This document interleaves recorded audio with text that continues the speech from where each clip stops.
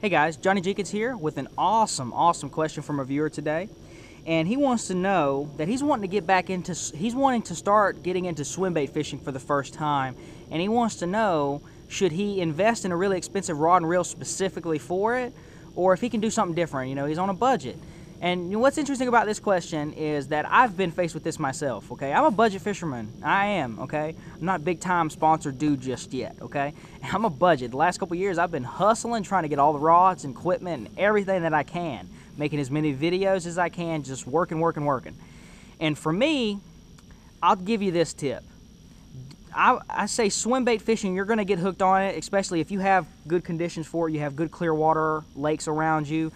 You throw a swim bait, you're going to get hooked on it because you're going to see some awesome big fish come up and follow it, and you're going to catch some fish eventually.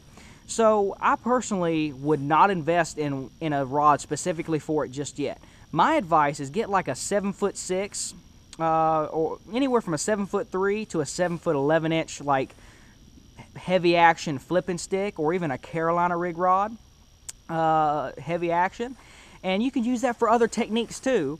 And then whenever you run into situations when you need a swim bait rod, you can have that at the ready. That's the best. I mean, once again, if you're going to be throwing small swim baits, use that 7'3" with like 14, 16-pound test. If you're going to be using like 8-inch swim baits, go to that like 7'11" rod with like, I guess 20-pound test plus.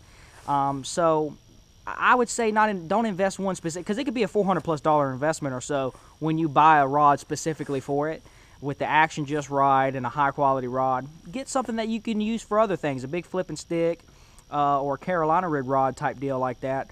And when you need to, you have that rod at the ready. You can throw a swim bait, and I've done that myself. I've had a couple rods that I bought, and it was kind of somewhat of an all-purpose deal. I used them for like a little bit of Carolina rig. I used it for a little bit of mat punching. I used it a little bit of this and that, whatever I need. But then when I needed a swim bait type deal, I was ready to go, and I just maybe needed to change some line, and that's all I needed to do. And then in the future, when you get to the point where you can afford to do that, or whatever the case is, a year or two later, go ahead and get that. But the main important thing is don't not start throwing a swim bait because you don't have a specific rod for it, man. It's important to get the ball rolling and to get your feet wet into something. Don't be afraid to just multitask on your rods a little bit to get started. You got to get your feet wet. You got to have those experiences. And you know, bass fishing can be really it is expensive.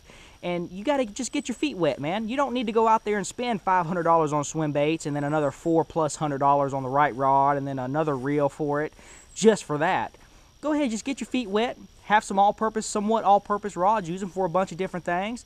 And then as time goes on, you'll say, okay, I've been throwing a swim bait an awful lot, man. I need another rod for it, just for it. And then maybe you say, well, I've been throwing a Carolina rig. I need a specific rod for that, and so forth and so on. And over time, it's just like a mechanic acquiring his tools. It just kind of happens over time. You don't necessarily get it all at once. So if you're a budget fisherman, be sure to do that. And I hope you enjoyed this video. If you have any questions that you'd like to have answered on any tips, techniques, or strategies, please leave them down in the comments section. I'll get to them as soon as I can.